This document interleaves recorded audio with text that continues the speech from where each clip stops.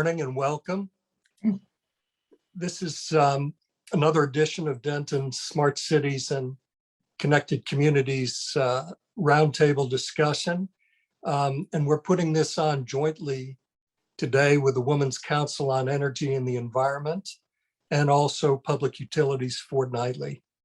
My name's Clint Vince and I chair Denton's U.S. Energy Practice, and together with my teammate Emma Hand, we co-chair Denton's 1,200 member global energy sector. And Emma and I also co-chair our think tank. We're also joined today by Jennifer Morrissey, who is a co-editor-in-chief of our Smart Cities editorial board for the think tank. We are going to be focusing today on Steve Mitnick's book on women leading utilities. And we have featured on our panel several of the extraordinary women leaders who are identified in Steve's book. We also, and those are Paula Gold-Williams, Jalynn Thompson, and Deborah Smith. Since we are co-sponsoring with WCEE today and Public Utility Fortnightly, I'd like to call upon my special friend, Barbara Tyron, to give us an overview and introduction to our discussion. Barbara is the immediate past president of WCEE.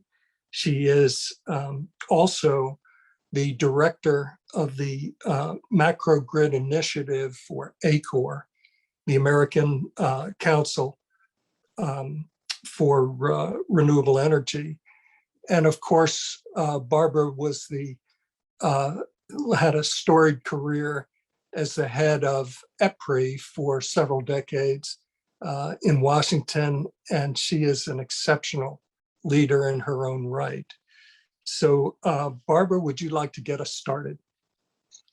Thank you so much, Clint, for that very generous and gracious introduction. And thank you for being a past WCEE champion and an ongoing terrific supporter of the organization. We really appreciate that support you provide. As Clint mentioned, I am Barbara Tyron, past president of WCEE, and it is my pleasure to welcome all of you to this very special roundtable featuring women leading utilities. Before introducing our speakers, I would like to remind everyone that this is WCEE's 40th anniversary, and we are celebrating all year. The final event will be in the late fall in conjunction with WCEE's annual membership meeting as we look to the future and the next 40 years beyond on how to best support the professional development of the next generation of women in the fields of energy and the environment. More information will follow, and we hope you will all join us. Returning to today's program, which was coordinated with the wonderful team effort of Denton's and WCEE, and inspired by the book Women Leading Utilities by Public Utilities Fortnightly executive editor Steve Mitnick, we have a fabulous roundtable featuring some of the nation's leading utility CEOs. I will briefly introduce each of them now. Paula Gold-Williams, President and CEO, CPS Energy. She's also co-chair of the Energy Pillar, Smart Cities and Connected Communities think tank, and she is also a 2019 WCEE champion. Jalynn Thompson, President and CEO, American Municipal Power. And third, Deborah Smith, General Manager and CEO at Seattle City Light. We are so honored to have each of these leaders join us and delighted that you are all here as well to share in this very stimulating and dynamic discussion inspired by Steve Mitnick and his book. With that, I will turn the program back over to our moderator today, Clint Vince. Thank you so much. Thank you, Barbara. And that was perfect. Steve, let's go. I'm ready. So can you tell us, first of all, why did you write this book? What inspired you? Well, last year, I was moved from the events of the spring of 2020 to write a book about Lewis Latimer, who was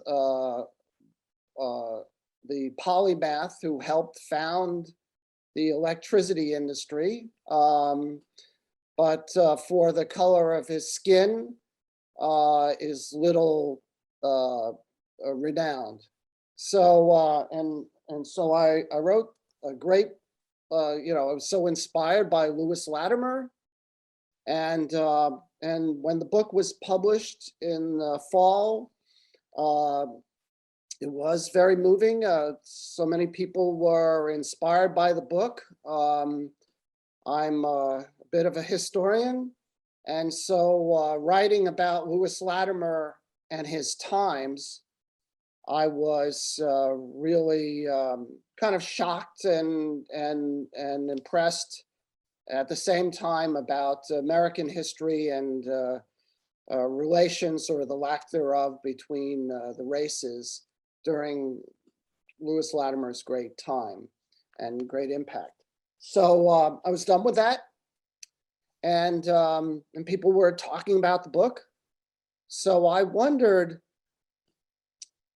what there must be a Lewis Latimer kind of among women during the founding decades of the utilities industry. And so I started really kind of pouring into that. And at first, it was hard to find anything on the contributions of women during the founding decades. And that's when I happened upon Edith Clarke. So, and I purchased or found or drove to or talked with anybody who knew anyone about the great Edith Clarke and her transformational impact on our industry. So I decided to write a book about Edith Clarke. She was another hidden figure. And I named it Edith Clarke, From Computer to Transformer. In those days, the brilliant mathematicians were generally women who were labeled as computers. And they would kind of, as the scientists and the engineers would do their work, they would have the women computers do all the analysis. So, but what I found was there were, Edith Clarke, first of all, was so amazing, and she's the reason why we electrified the West and the South and much of North America as rapidly as we did. We could get into that, but I found that she wasn't alone. So not only was she universally acclaimed and respected by all the men that were in charge of our industry in the early 20th century, but there were others: Bertha Lamb, Mabel McFerrin Rockwell, Florence Fogler, and their stories were amazing. So I decided to extend the book. And then finally, or next to finally, I wondered what happened. I don't understand. It didn't make sense that these women were respected as the top engineers and scientists and managers of our industry in the pre-World War II period, and then nothing. In the middle decades of the 20th century, you almost cannot find a woman who is given any sort of respect in our history about the utilities industry. So I started reading a lot of the scholarship about that. And Janet Yellen actually is one of, Janet Yellen, now the Treasury Secretary, but a lot of her scholarship was on this subject.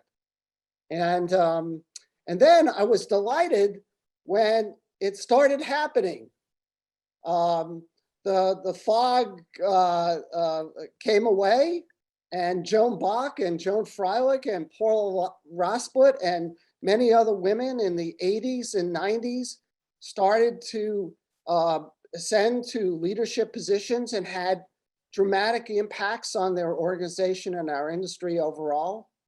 And so finally, I figured the book had morphed. I needed to take it to the present day. And that's when I started having great phone calls with Jolene and Deborah and Paula, and most of the CEOs of our industry still are not as big a number as should be expected, who are women in our industry. And everyone was enthusiastic and sent me photos and spent time with me and suggested I needed to call her. And that was so much fun and so inspiring. So the book got out of control, and that's what it is. Well, Steve, I remember when you and I started in the industry just about the same time. You were, at that time, this was your pre-authorship days. You were with elite consulting firms like McKinsey and Marsh McLennan and PHB Hagler-Bailly. And we became friends back then, but there were almost no women leading utilities at that point in time. And now you've got all of these phenomenal leaders that you have written about. We hope there will be many more going forward. But can you just tell us a little bit about what you felt most compelling about the three women we have on our panel today, maybe starting with Paula, then Jolene, and then Deborah? Yeah, well, one of the things that's notable, just grouping the three of you all together for a second, is that I don't think you're engineers. I think Jolene maybe was a journalist, Deborah and Paula in finance or accounting. And actually, if we think of several of the women in the investor-owned world who are CEOs or CFOs now, there's really a great class of CFOs coming up that are women. And so that's one thing that struck me. Another is, in these interviews, I asked questions as to what advice you would give to young women. And sometimes you all correct me and say, this applies to young women and young men. So, okay, fine. But I have a book to write, okay? But I love this, the stories. Jolene told me the story about her father and that and how she kind of relied upon him a little bit to kind of fill her in on the engineering. Paula had was an accountant but worked her way up, and one thing that she said, but I think so many people said, is asking questions and not assuming that I know everything, which really made me, writing this book made me really reflect on my career. And because I started in this industry in '78, and I went to engineering school, graduated in '74. That's how old I am. And it made me reflect upon how the industry was run when I started, as kind of male military style organizations, and whether it was to their own employees or whether it's to the outside world, it was shut up. We've got to figure it out. We're in charge. And it's so exciting how we've evolved. And I ask this question, I think in every discussion, is, do you think these transformations in our industry is in part or in large part because we have more women? Actually, we have women in all levels of the organization. We have great up-and-comers. We have CEOs, we have CFOs, we have heads of operations. How many women did I talk to or research that were told that women should not be in operations? And I think Deborah has some stories about how she tried to, and Paula as well, operational experience. And it was assumed almost, I think, if you look at the scholarship in the middle decades, that women couldn't manage workforces, and they definitely couldn't manage men. Even the most accomplished women before World War II and after World War II were put in a quarter so they wouldn't have to supervise more than 2 people. And so I think that was remarkable. It reminds me finally, and I'll shut up, is that one of the great women engineers and leaders in our organization, acclaimed PhD in electrical engineering, so forth, she was the expert in capacity factors, the capacity factors of our power plants, which were fossil fuel at the time mostly. But she wasn't permitted to go to the plants. She was the lead. She was the head of the electrical engineering department for Westinghouse, which was basically half the industry, half the plants in the country.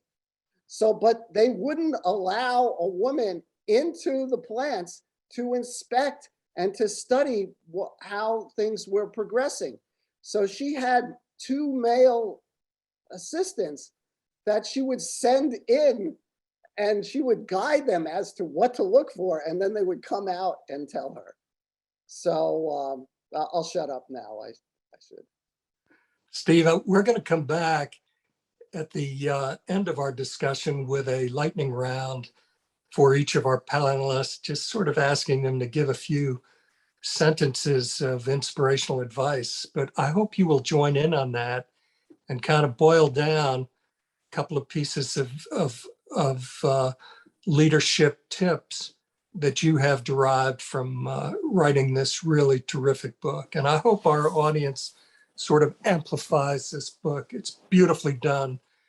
Just like your book on Lewis Latimer. I had the honor of interviewing you maybe a year ago when it first came out, and it was such a jolting book in terms of his lack of proper explanation in history and stature in history.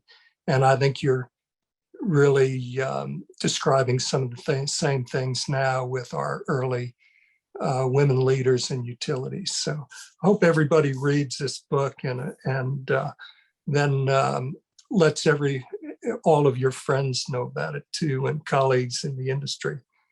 We're going to now turn to our first panelist, Paula Gold-Williams. And Paula is a special friend and client, and we have been in the trenches together in the wars in Texas, including the winter storm. Paula is the president and CEO of CPS Energy in San Antonio. She has won every conceivable award that a leader could win. She has been named the Energy Trailblazer of the Year for the entire industry by S&P Global Platts. I was honored to be at that session, and Paula was up against something like 12 finalists, exceptional leaders throughout the industry, and she took that one away. She was named Woman of the Year in San Antonio. She chairs the board of the prestigious Keystone Policy Center, another organization like WCEE that is near and dear to my heart. And Paula's a distinguished member of the board of EPRI. Also, Paula is the only female African-American CEO of a utility in the United States. So Paula, you grew up on the east side of San Antonio.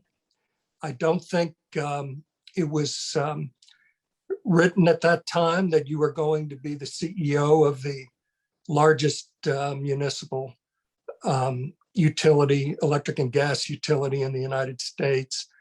What are some of the hurdles that you've overcome and challenges? And then we can get into advice after that. Well, thank you, Clint. And you're right. So somehow you and I continue to, sorry about that. I have some emergency out my window, but you and I continue to get connected when there is a fight to be had. So I want to thank you. We've had a fight early in our relationship in trying to protect San Antonio, and we're back at it relative to Storm Uri and fighting all of these systemic issues that happened.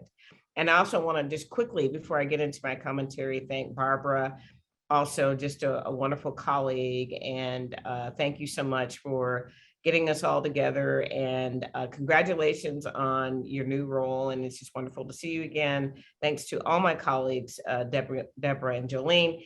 And I have to say, Steve, hey, look, I can't say enough how much I really appreciate your interest in not only helping our industry tell the current stories of today and how we're evolving, but you really can't appreciate the future that we're trying to create without, in many ways, understanding the rich history, not perfect history, but the rich history that we have. I mean, it is full of wonderful technology and advances for eras gone by, but it also is full of examples of social issues, example of exclusion, examples of rationalizations, and things like that reflect our society. So, but you're telling these stories in such constructive ways.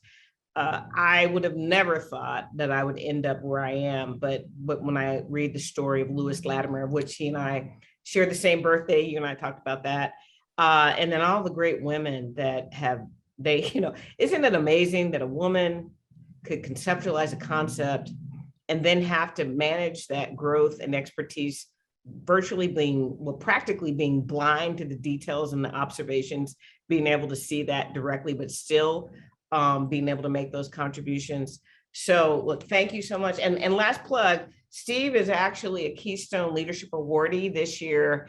And the Keystone organization is proud to recognize you again for what you're doing, looking towards the future and honoring the past and letting us learn from our past legacy.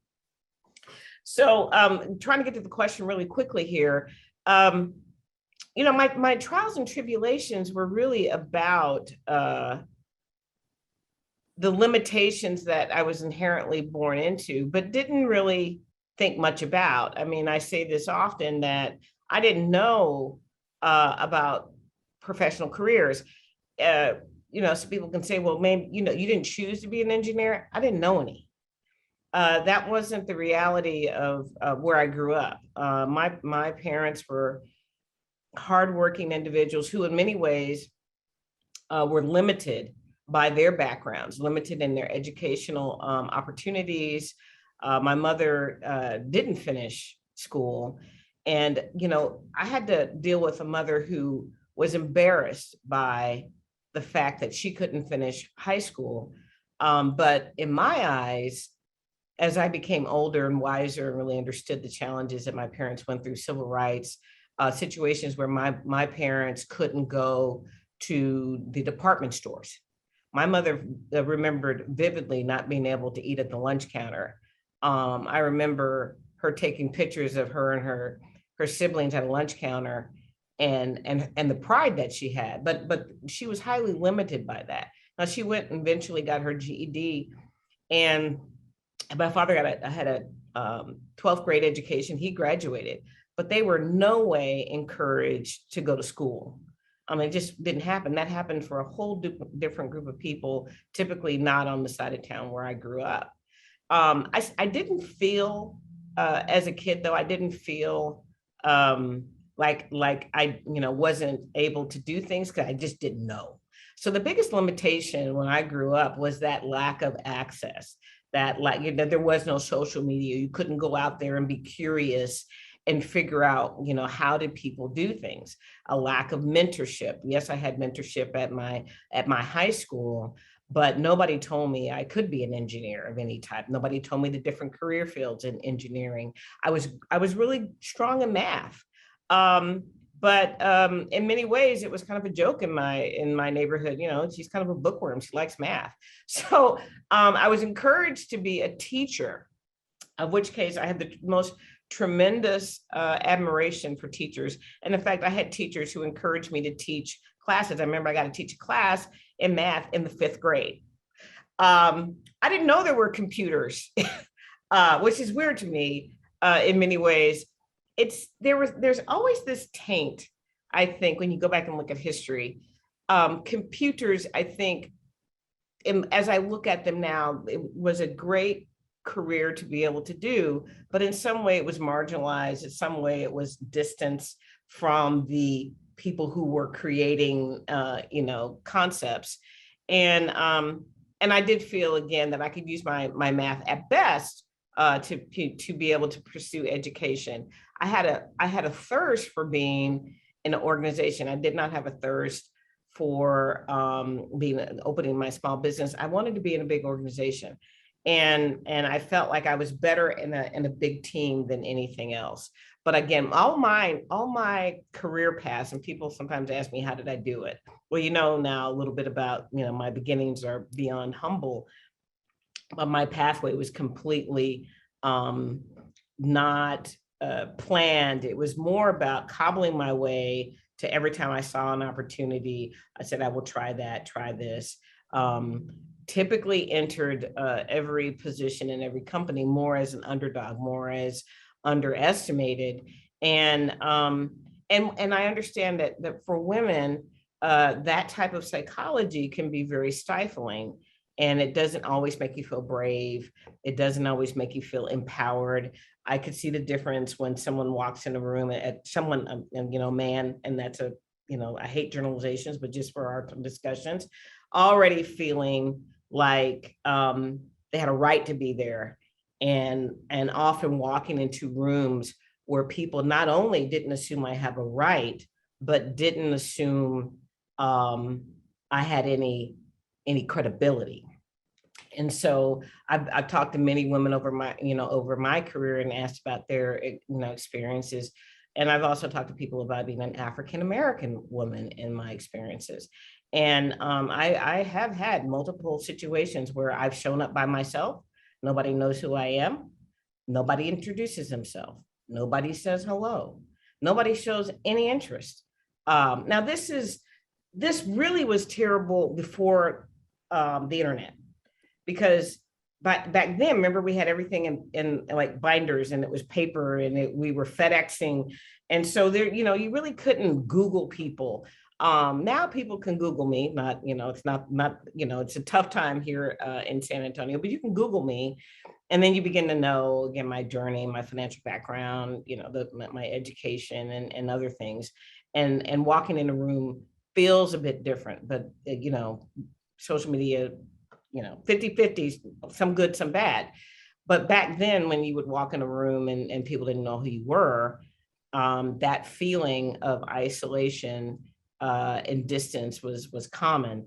And then you'd see when you got introduced, this is Paula Williams, our CFO, who's about to do a $500 million deal with you. You'd see people's eyes get big. And so, but that, in many ways, that inspired me to really kind of study people, understand the difference of being welcoming, regardless of knowing anything about someone, and then taking and being present to get to know them and get to know who they are. So, that's a little taste of how it felt. And I will, stop there, and I'd love to hear more from my colleagues. Thank you, Paula. And we'll come back to you again for advice as well. Let's move next to Jolene Thompson. Jolene is the president and CEO of American Municipal Power. She is the immediate past chair of the American Public Power Board of Directors, and is a member of the boards of the Energy Authority and also the Large Public Power Council. Jolene is the recipient of APPA, the American Public Power Association's Harold Kramer, John Preston Personal Service Award. And as Steve mentioned, Jolene has a degree in journalism. Also, she has, in addition to her role as a CEO, she has the extensive board experience that we discussed. So, Jolene, I hope you will start maybe by talking about hurdles and suggestions that were helpful to you in becoming CEO, and then maybe switch gears and talk a little bit about being a board leader. Sure, thank you, and thanks to Denton's and to WCEE and to Steve for including me in the book. I look at this book and I see folks that I admire, and I was heartened that my longtime good friend and colleague, Sue Kelly, who was the former CEO of APPA and is currently a NERC board member, recommended me to Steve. Just to give a little bit of context about who American Municipal Power is, I think that would be helpful. So unlike Paula and Deborah, I do not lead a retail, just an individual standalone system. They're very large systems that they have. I represent 134 mostly smaller systems, public power systems across 9 states. So what we do is wholesale power supply for those systems. So it's a bit of a different structure, different challenge, but we're all public power. We, by the way, happy 40th anniversary to WCEE. Today is actually AMP's 50th birthday. So we've had quite a celebration going on here today. Yeah, I know, 50 years. So I came into the industry, so I feel like I need to elaborate on Steve's comment about my dad, because it seems sort of, it doesn't make sense if I'm just calling my dad and asking him for advice about the electric industry, except for the fact that he was 40 some years as a distribution engineer for an investor-owned utility. And so I grew up in a household where dinner conversations involved such exciting things as transformers and substations and 3-phase lines and whatever latest project he was engineering, which I thought was infinitesimally boring when I was a teenager and growing up. My mom was actually a telephone operator for a private phone company. So I definitely have utilities in the blood, but math was not my thing, Paula, Deborah, the finance folks here.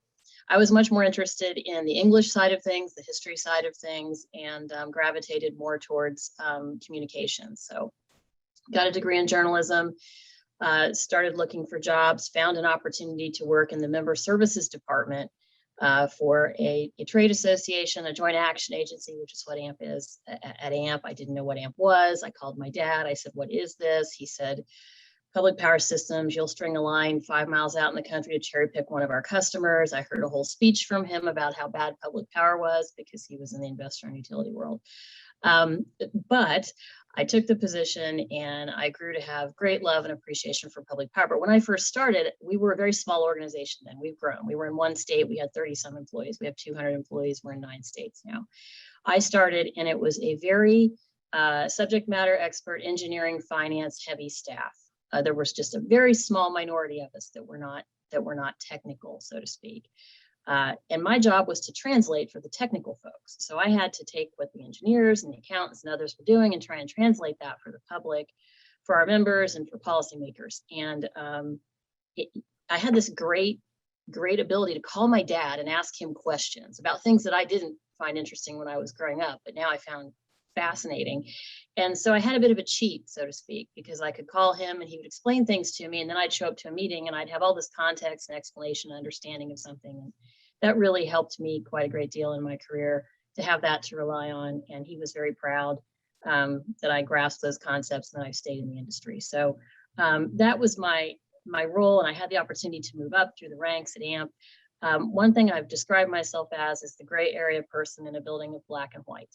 Because typically in an organization like a utility, most of the folks in the utility are in the more technical space. And today that includes the IT side of things and data and technology.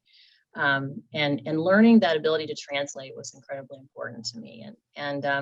So you asked me to talk a little bit about being in this role. I started in this role on April Fool's Day, 2020. So I had been with the organization 30 years, had the opportunity to move into the CEO's role. I obviously had interviewed with our board. I'd laid out a 100-day plan. I had all these great ideas for what we were going to do, my vision, everything. 2 weeks before I am to start, we close our offices due to COVID. So I need my whole entire over first year of my role. I was virtual. My interactions, trying to build a culture, trying to work with my team, trying to work with our board, trying to work with our members, was all done on Zoom. And if we all recall, did anyone even know what Zoom was in early 2020? We learned very quickly. And as someone who likes to interact with people, it was really hard for me to figure out how to communicate with the little, the Brady, what is this, the Brady Bunch, Hollywood Squares deal here I'm looking at. So I needed to try to establish a culture, reimagine my 100-day plan, figure out how to engage our staff, our board, and our members. There were some things that were, I think, bright spots in the process. I had an opportunity because I didn't need to travel to see all of my members. I couldn't travel. I would like to have, but I could talk to them virtually. I met with 70 of my member communities, more than 70, within just an 8-month period virtually, because I was able to schedule a call and talk to them about what's happening in their communities and the industry. And we were able to do strategic planning virtually. Didn't think that would work, but we managed to accomplish that at the board level. So I was really proud of what our team achieved, and they're very resilient, they're very adaptable, and they're very creative.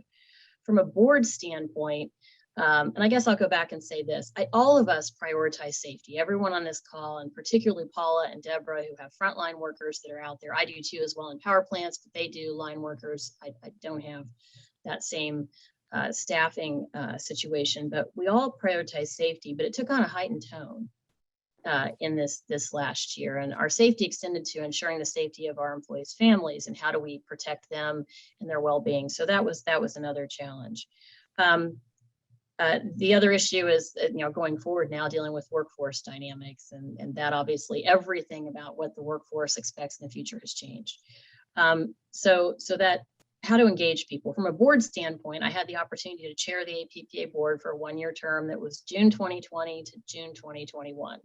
Also supposed to be a very public, go out to meetings and speak with people and get together with our 30-some member board in person and have meetings. And that was all done virtually as well too.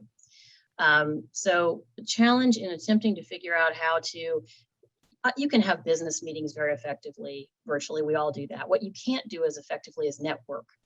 And a big part of what makes for a successful board is the fact that board members have the opportunity to sit during coffee breaks and dinner breaks and have a conversation about what they're dealing with back home, share stories and share insight.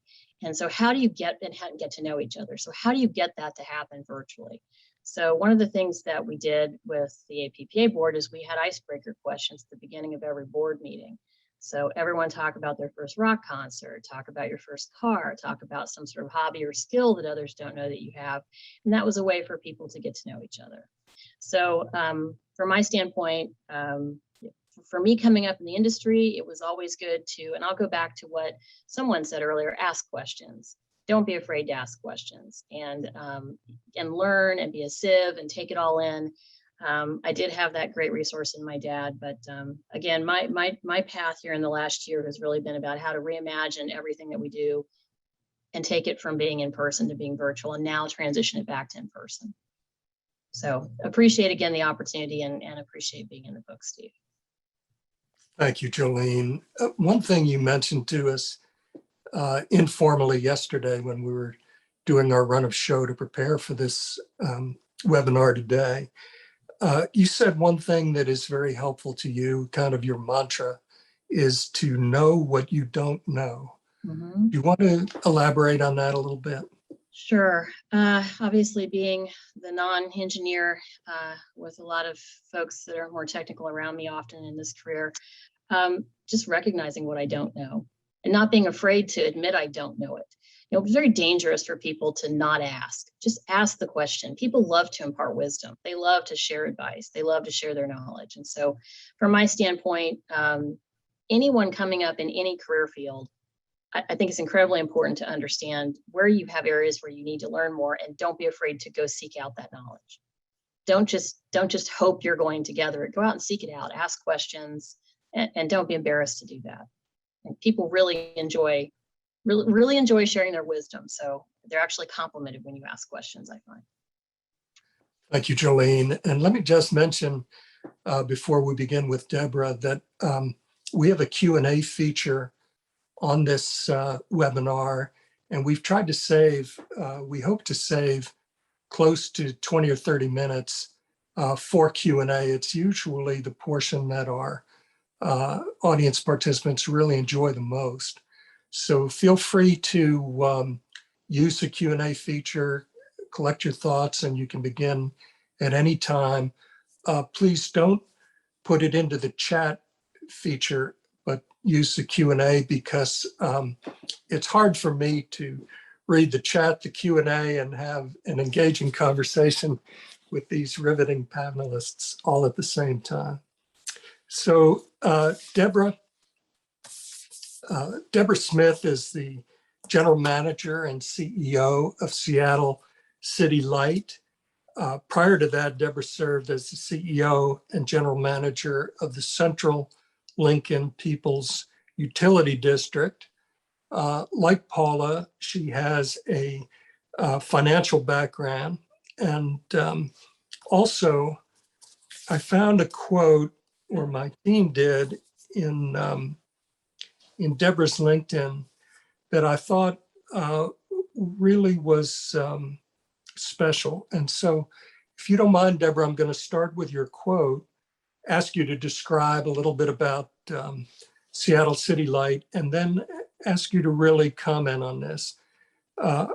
For me, the sweet spot of leadership occurs when organizational needs align with individual goals and talents.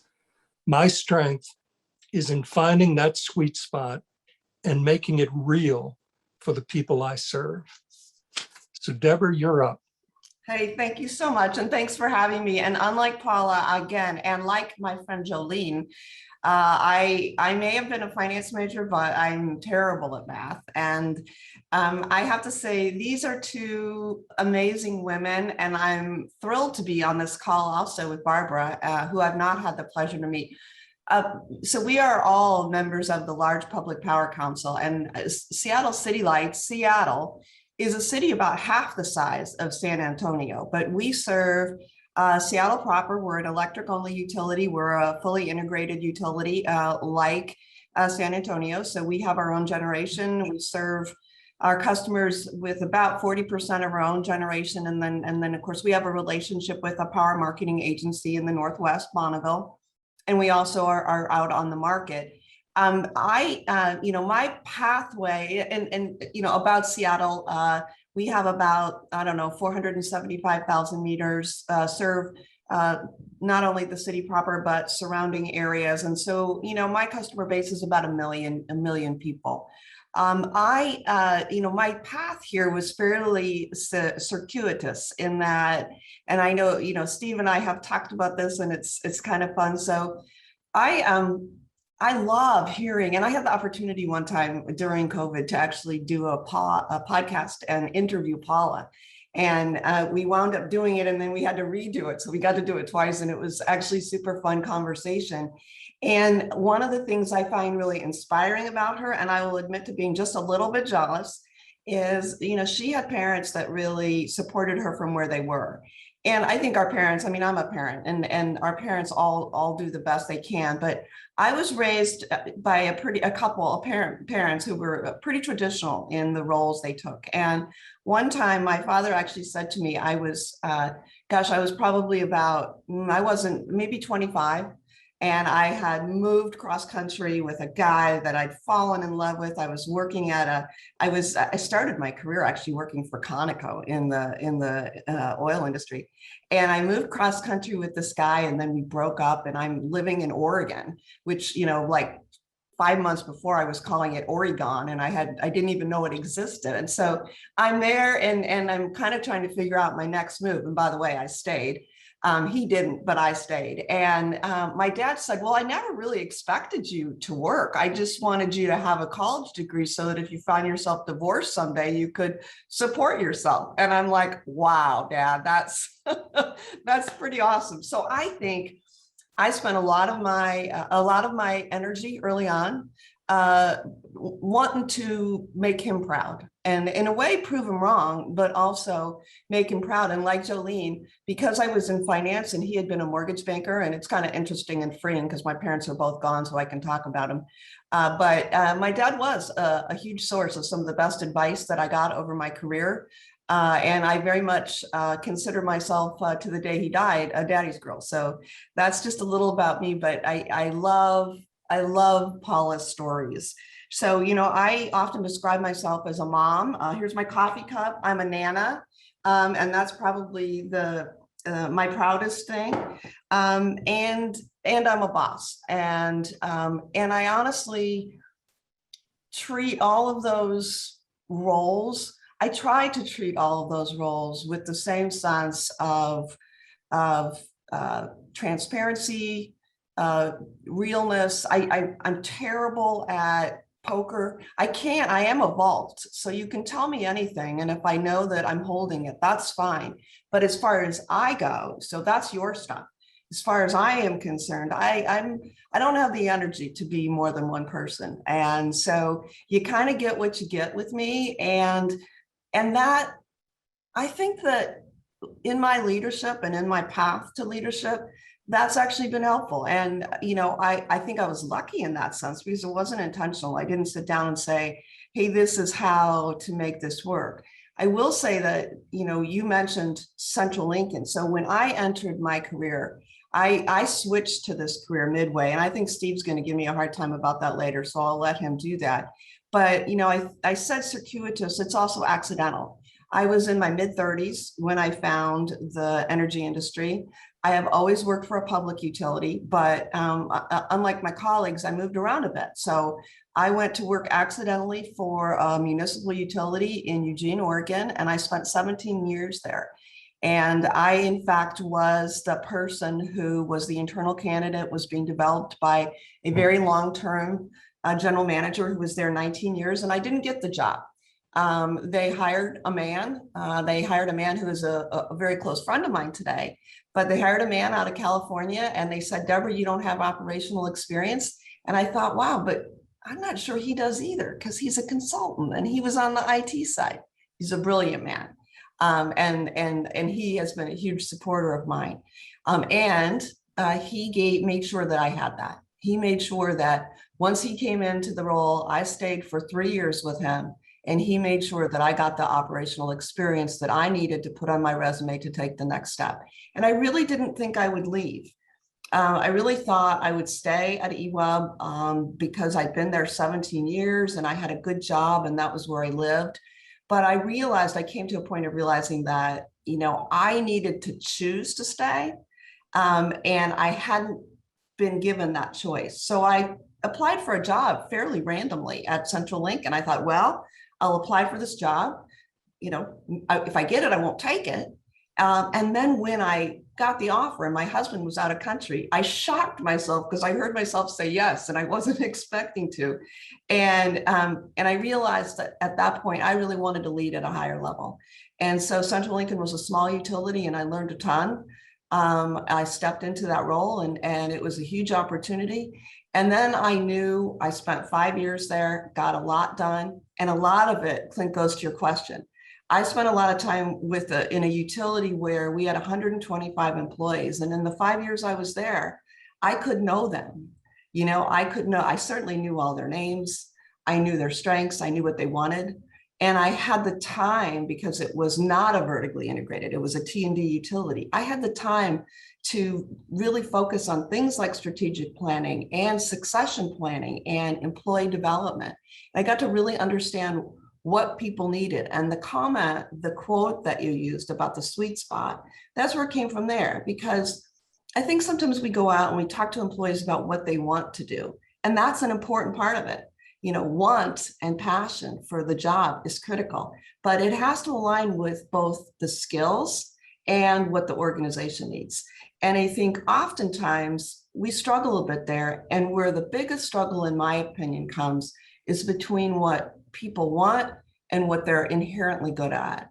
And so I am a big believer in taking the time, and I did this probably when I was in my maybe around 40. I got a new group at EWEB, and we were consolidating, going through a restructure. And so I worked with our organizational development guy and went through a personal values exploration process. And I've gone through similar exercises many times over the years. I always land in the same place. My personal values are fun, family, faith, friends, and hard work. And I wish I could come up with an F word for hard work, but I've never been able to get there. So I know that I'm a people person from that. I know that I have high expectations for people. I balance it with fun. I'm very intense, but I balance it with fun. But a lot of people, especially in this industry, as you guys were talking about at the beginning and Steve talking about engineers, and again, accountants aren't that different from engineers. There's definitely a right and a wrong way to do most things. But there's a tendency in our world, and probably everywhere, to move into positions that are people leader positions, because that's how we advance our career. That's how we make more money. That's how we move up the chain of command. And so many people find themselves in roles where, they're incredibly strong individual contributors. But all of a sudden their job is around leading and developing others. And it's not something they like, and it's not something they're good at. And it's not something that aligns with their values. So that sweet spot is really being brave enough to have honest conversations about people where I can say to people, I know this is what you think you want, but this is what it's really like. Are you sure you really want to do that? Because here's where I think I see you most effective. And if you don't agree, great, then let's go get you the training that you need so you can be effective as a people leader. But you need to understand that it is in many ways, I'm going to wrap this up here, you're going to be impressed. It is in many ways like raising kids, because I have weeks, and I'm sure my colleagues here are the same. I have weeks and sometimes longer than that, where I couldn't tell you a single thing I got done. But what I did was I provided the foundation and the leadership that my people needed so that they can get work done. And it is the long view, developing employees, implementing a strategic plan. And as it turns out, leading through COVID is actually it's the long game.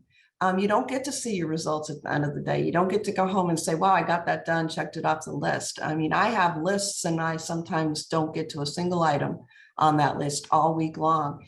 And what I asked myself at the end of the day was, did I bring value to the people I lead? Did I bring value to the customers I serve? And did I make it a better place this week? That's about it. Great answer. I'm going to guess that people don't, they're not concerned any longer that you didn't have operational experience. And I remember one of Paula's critics saying the same thing. And of course, Paula has led her organization to have one of the highest bond ratings in the industry, and actually has done that without having had a rate increase in 7 years, I think. So I think that, and you can see transitions of needs in industries for leaders, where maybe initially if a company's in a construction phase, maybe engineering and operating is more helpful, but then as they evolve, sometimes finance or other areas of capability are more helpful. Steve can handle just about anything, because a little known fact is that when he was at Rensselaer Polytechnic Institute, he got 2 degrees, Bachelor of Science degrees at the same time. One was in physics and one was in history and political science. So he's really got the whole broad spectrum mind thing working. Let me ask you each, really before we begin our interactive discussion, and I want to remind the audience to please feel free to ask Q&A, but let me ask each of you in just a couple of sentences to give sort of your best piece of advice or guidance or inspirational words to young leaders listening in on this discussion. And Jolene, why don't we start with you, and then Paula, and then Deborah, and then Steve. All right, well, thank you. I'm going to start with, I have a few, but I'll make them quick. So show up, be present, and listen. everyone has devices, and I remember when I started my career and came up through my career, when you were in a meeting, there was no ability to check your email. And I mean, we all do it, but if you are focused on what's happening in the meeting and listening and learning in the forums you're in, so show up, be present, don't get lost scrolling in your phone during a meeting, really listen. Raise your hand. Don't be afraid to volunteer for something, and maybe something that's a little bit outside your wheelhouse. That's how you learn things. I raised my hand early on and said I wanted to try lobbying, and then I spent 20 years as our lobbyist, and great learning lab for me to be involved in that process. And then I think probably most importantly, find a mentor, find a series of mentors. I've had both male and female mentors throughout my career that I still have and I value very much, and then pay it forward and be a mentor yourself when you get to that point. So those would be my top line responses to that. Great advice. Paula. Not typically I focus, excuse me, on, being brave, because again, we have to push through these concepts of being, thinking that it's about perfection. I don't know any perfect people, but oftentimes we'll look at what we don't have and compare ourselves to people. And then it's, we kind of talk ourselves out of opportunity. But the other thing, and Deborah, you kind of put this back at the forefront of my thinking, because I see women and men do this, but women probably more, the concept of a dream job, and tying that back to being perfect for that job, right? And so I have, again, people will say, I want to do this job, but I don't want to do it now. I want to finish what I'm doing. I've got these obligations, and if I could do it, I would design my job a different way. And you'll even find that there are articles about, if you want your job to be more perfect, ask your boss, can you do it and do it this way? And additionally, what Deborah commented on is, and Jolene as well, the concept is you also have to fit the need of the organization. It's a bilateral relationship. You are hired for your talents, your skills, and hopefully for your potential. And so the dream comes together when the direction of the company is broad, and the industry, for the utility industry, is very broad. We're trying to evolve. And when we get someone with bringing those talents, but willing to evolve with it, instead of in your mind thinking it's either look a certain way or be a certain way, being open to, maybe I'll jump in, and then when I'm in it, I think I can optimize opportunity. I think I can expand what I can get into and how I can contribute and where I sit on teams and those kind of things, and being less concrete, but more comfortable in ambiguity. That sounds crazy. People, absolute clarity. Tell me exactly, specifically what I'm going to be doing in the future so I can decide. Why would you want anybody to define everything specifically exactly the way you need to do it? It lacks the ability for you to be creative. But the opportunity, I think, is the gift when someone says, would you like to do something? And then you think about what you can do. So dream jobs are to be made and designed together, not to be sitting on the shelf waiting for you. Thank you, Paula. Deborah. Okay, so I already said know your values, so I won't talk about that. I think we're actually, it's amazing how aligned we are. I think life evolves. I already said I am where I am quite by accident. And my husband and I are about to celebrate our 20-year wedding anniversary. We have 5 children between us, and they are 32 that are 35, 31, 30, and almost 28.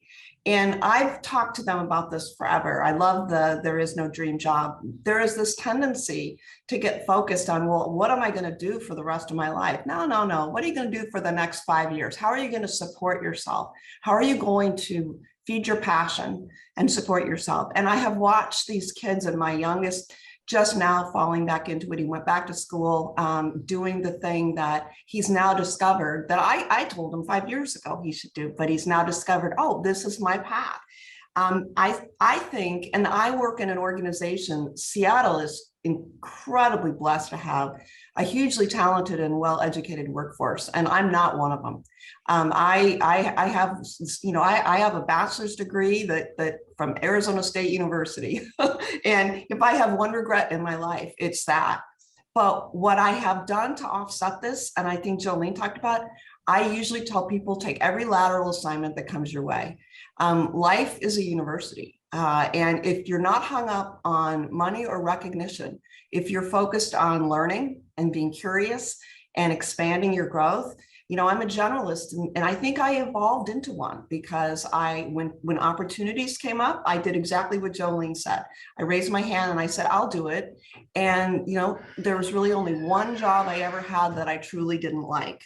The last thing I want to say is be a good wing woman. This is advice I particularly give to women. And I think it's changing, but I know for me and for my generation, it is sometimes hard. I sometimes think that I've done well in the industry because I raised 3 sons and I didn't acquire the daughters until later in life, and I had 3 brothers.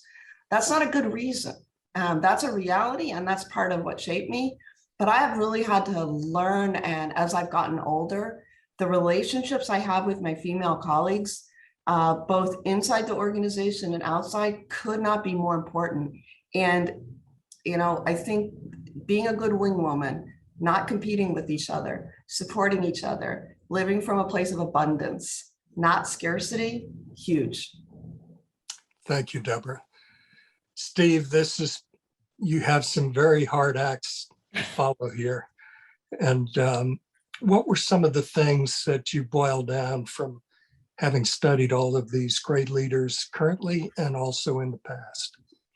One of the things that was so exciting about the book and the research was, and talking with y'all, is it forced me to re-examine my own career, my own path, and the women that were professionals around me during that time, which was for most of the time very rare. And so, I thought a lot about that. I thought my first boss was Mary Proctor. As soon as I became a senior manager at a company soon after, I ended up hiring a number of women, which was, I think they were the only senior women in the company. I hadn't thought of that. When I formed my own consulting firm, I had 2 partners and one was a woman. But most of the time, my clients, my colleagues, my bosses, or folks working for me were not women.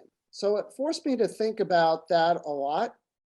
And then bringing it to the advice and the interviews is, I use this, my daughter was always, she'd say, "Dad, not again," about the word confidence. A lot of times y'all said bravery too, but I feel like men were kind of preternaturally brought up with this idea that you don't have to be perfect. You can kind of BS some things and kind of get to 80% and act confident. And as Paula said, act like you belong there automatically, and sit down like with your shoulders back, like I'm here, and including how you assert on ideas.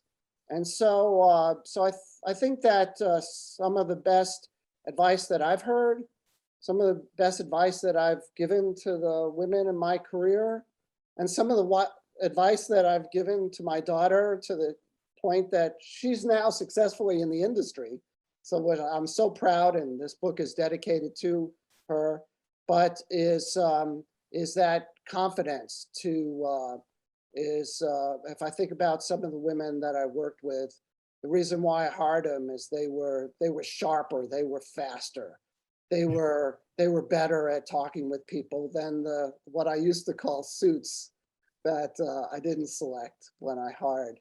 So there's plenty of great guys that I've worked with too, not saying that, but so that's what I would say, confidence. I hope my daughter's not listening to this. Thank you, Steve. You know, two comments you've made, I'd like to come back to you on. One is the last comment you made. I have noticed how if you mentor women and you're fortunate, you can really discover that the situation gets flipped, and at some point they begin mentoring you, men and women. But Emma Hand is my exhibit A. I hired her as a law clerk. She co-chairs our 1,200 member practice with me, and I at one time thought I was her mentor, but at some point in time I've realized that she is really mine. And I would say the same thing with my daughter. I have a 35-year-old daughter, Deborah, and she is now really doing a great job on giving me critical advice that's, technology, communications, everything that's so helpful. But Steve, you mentioned something else earlier in your comments. You talked about how when you and I first began our careers, men leaders were really using a command and control type of approach, and how the evolution I've come to appreciate, and more importantly, people have told me in their 360 reviews, et cetera, they really appreciate is most of our meetings now are collaborative in the sense that everyone has an opportunity to speak on our leadership team. And in any client strategy meeting, I'll ask for thought leaders to present certain parts of the discussion, men and women, and it has really, really enhanced our discussions and made them much richer. We're going to lose Jolene now because she has a prior commitment, but you have really enriched our panel today, Jolene, and I'm so glad to have learned more about you and have you with us. And thank you so much. Thank you all. Thanks. Have a great afternoon. Great. And I noticed in the Q&A that Jennifer Morrissey had a question. So let me ask Jennifer to pose that to you all. And hopefully we'll receive questions from other members of the audience as well. Okay. Actually, some of this was picked up after I posted the question in some of your remarks. So, several of you mentioned where you came from and how you sort of landed on the path early on of where you ended up. One of the things that I wondered if you could speak about is there's so much emphasis today in sparking an interest in young girls to pursue careers in sciences, technologies, and so forth, in a variety of fields that have previously been dominated by men. What do you think we can do better to attract more women to these positions? I can give a shot on that because it's something I think about a lot. First of all, I think that in the industry, we are focused both on attracting women to STEM type careers, but also to careers in the trades. And when I think about, there's been a lot of discussion, as there should be in the last couple of years, about EDI and equity, diversity, and inclusion. But even if you go back, I think diversity also has to do with our life experiences and our how we process. And I think, Paula made the comment earlier that she hates to generalize, and I agree, but there are often, if you're okay with a generalization, there are often skills that women bring to the same professions in terms of how they process the data and what they do with it that can sometimes be different, recognizing that there are also men who share that. And I have some amazing friends who are in that category. So part of why I think bringing more women into technical fields is critically important is you go back to my comment about not everybody's a people leader. And yet I think as Steve, I don't remember if it was Steve or Clint who said, we go through, I think it was Clinton, I think that we go through times where in the industry, we are needing different types of leaders. And so, certainly right now we're going into an infrastructure building phase. And so we think about the roles and the importance that our engineers and our technical people will play is critical. And having people that have a good set of both the technical skills, but also that human-based way of looking at things, I don't think can be more important. And so, I think right now, what we need to do is we need to make, and this is true for bringing women into, I think, almost any field now, and I think COVID has jump-started this mightily, is that women don't want to choose. I moved in my career late, and I didn't talk about this, but I wasn't mobile until my youngest was 18. So that meant I was later in life when I made this move. We need to make it possible for women to do both. Organizations need to make it possible for young women to enter, whether it's ops trades or technical fields, to be mothers, to be, to honor their families and to succeed. We need to provide support in the workplace that, and this is really true on the trade front. Often what we'll do is we'll have a new class of apprentices and there'll be 2 women in it. A woman drops out, suddenly I'm last woman standing, and it's awful. And they don't make it. They wash out or they drop out. We need to create opportunities for groups and for support so that people can bring their challenges, whether it's with coworkers or whether it's just balancing life, that they have people that they can work that with. And I think lastly, and again, I think this is a place where COVID has really helped, is we need more flexibility. We can't have a one size fits all. We are already seeing in the city of Seattle offers that we live in tech town where there is a very high incidence of folks now, the major Amazon, Facebook, Microsoft saying, yes, work at home, go ahead, work from home. We are having people turn down jobs, good paying public jobs, because we can't guarantee them right now that they can work fully from home. And that's at this point, that's the path they see to balancing life and having the flexibility that they need to be successful. So some of it is letting go of our own stuff and then really talking with the women that we want to bring in and the women that are already there, saying, okay, I want you to choose to stay here. What kinds of changes do I need to make in order to ensure that that happens? Thank you, Deborah. Really good advice. We've got a couple of questions here. Let me just pull them up. Jean has asked, how can women use professional organizations like WCEE to increase opportunities, both personally and for their companies? And Paula, I think, volunteered to answer that question. Follow your lead very well. Thanks for that.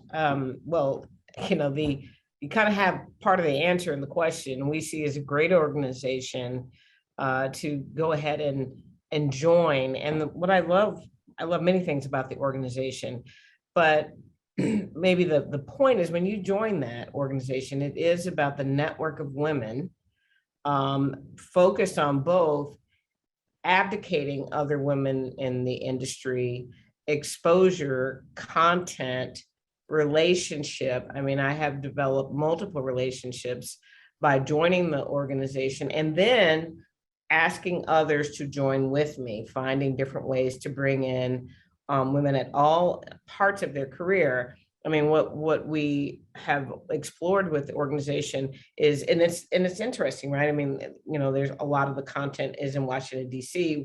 We're here in San Antonio, but that's the benefits of having platforms and networks and ability to have even a mechanism like this to have a great conversation by using technology and being involved in that. And again, it's more about explaining to people, be affiliated with something of which a case you want to be present and you want to learn and you want to create those relationships. I'll say this quick example. I had a situation where this is a male dominated industry. When I when I entered public accounting, I was a public accountant, I'm a CPA, that was a male-dominated industry. I mean, in reality, business has been male-dominated for a very long time. And particularly when you think about a career that can span as long as assets, 20, 30 years, you have this legacy of a predominantly, male-oriented industry.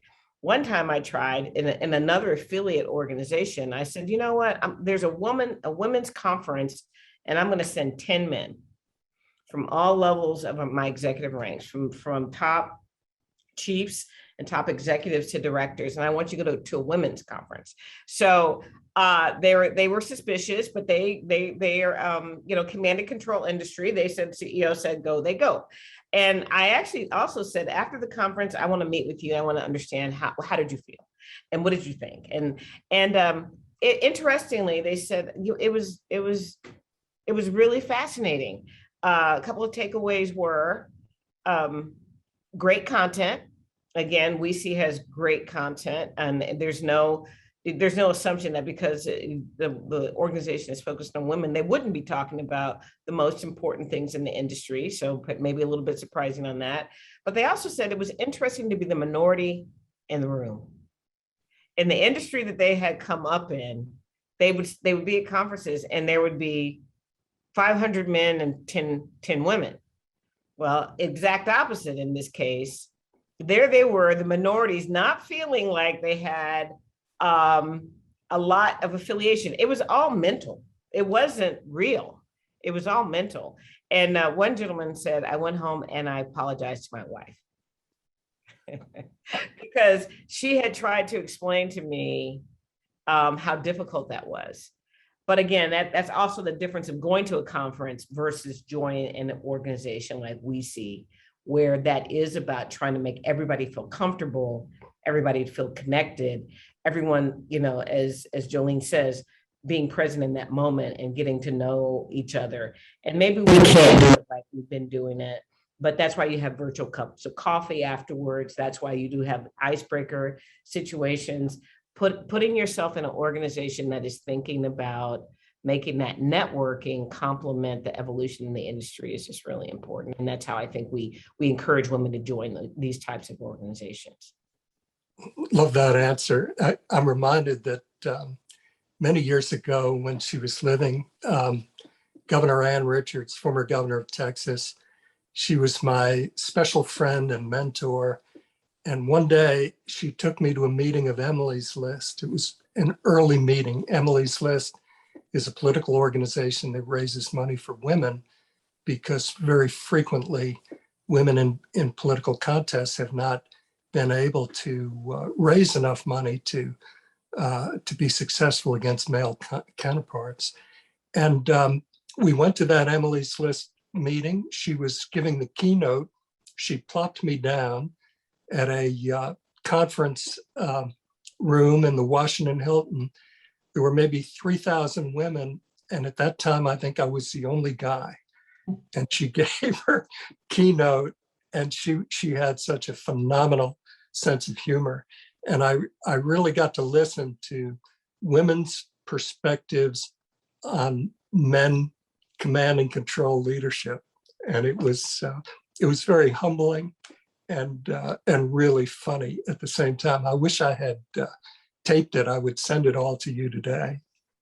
But this has been really a spectacular discussion. We did have a question from Julie Stremko, but she indicated that Deborah had answered it, I think. And what we're going to do is have Jennifer make a couple of closing comments, but also Jennifer might have had one additional question for you all, and we just about have time to slip that in and then have Jennifer close us out. Well, actually, I think that my other question has kind of been answered. You've already spoken. I was going to ask you all to talk about the importance of mentors and champions in advancing women in the career, but I think that we just had that conversation. I did want to add, if I could just add one note to the discussion about organizations like WCEE. When I first joined Denton's a little over a decade ago, on my second or third day on the job, Clint came up to me and said, you're going to dinner tonight. And I said, okay. And it was the WCEE Woman of the Year event. And I remember, I was very junior in my career, walking into that room and listening to the women speaking and meeting these women who had really just made it in their careers, and being both in awe and intimidated by everyone in the room. And now I look back and I laugh at that, because here I am sitting on a panel with you all, which I really can't believe. And I'm still in awe and impressed and starstruck by many of you. But the discussion today reminded me of that first encounter, because it brought everything down to a very human level. And at the end of the day, we are all human beings trying, whether we're men, women, we're all trying to juggle careers and life. And I think so many of the comments today that this extraordinary panel has made are valuable to all viewers and not just women. I think that, in this past couple of years with the COVID pandemic, we're finding more and more men who are who've had a chance to have a firsthand view of the juggle that we often undertake. Not to say that there aren't many who also do it, but I think pre-COVID there were fewer. I was reading an article the other day about the number of men who are leaving jobs, they're just choosing not to work, and they're doing other things with their lives now. And one of the reasons is because there are a lot more women entering the workforce, and they are trying to make some of the same choices that were maybe thrust on all of us in the past. But choosing to stay home and raise children, choosing to do other things. I thought that was really interesting, that's happening post-pandemic, and at a time when women are entering universities at a much higher rate than men are. It'll be interesting to see what the future holds, because we've seen patterns for several years, maybe even several decades, of women entering universities at equal numbers, but then dropping off after several years, either in school or even in early career. It'll be interesting to see what happens with that.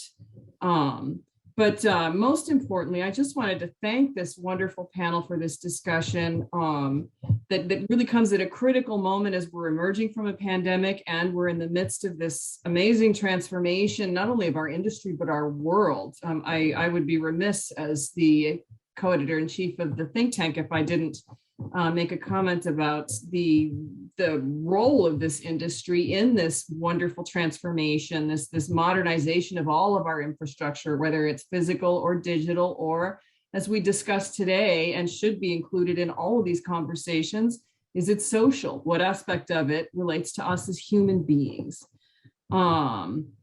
So I just, again, wanted to, on behalf of everybody, thank you all for joining us. I hope that we can continue the dialogue in other contexts going forward.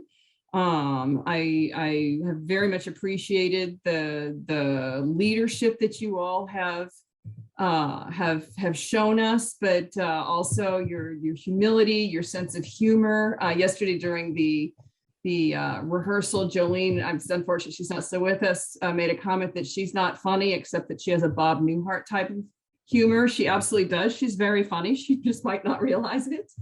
But again, on behalf of all of us, thank you so much. This was a really exciting conversation, and I look forward to the next steps.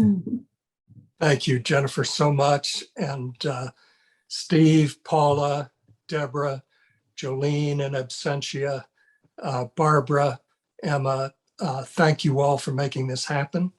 And I'm going to send the recording of this session to everybody I know, because you really did a spectacular job.